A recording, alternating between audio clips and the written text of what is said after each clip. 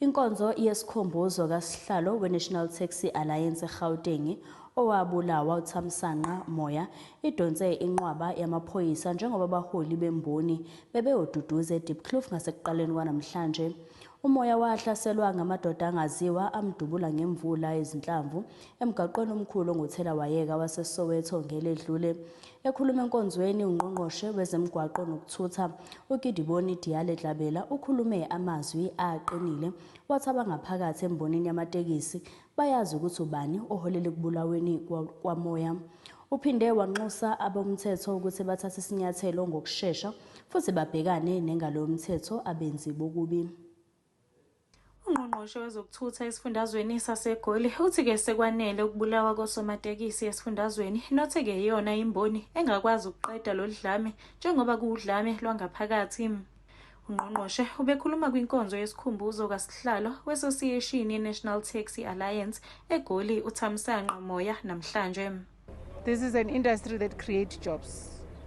And as families would want to move away, especially when their loved ones are killed, it means we are adding more to the unemployed. So they need to really do self-introspection as an industry. We have urged them, we were talking to them during the week that it really must stop. I think it should stop, and maybe because we all agree that Ntate Moyo was one of those peaceful men in the industry, maybe we need to do it for him. And to the family of Moyo, we are with you, and condolences to all of you, to his kids and the siblings and the mother, as well as the wife.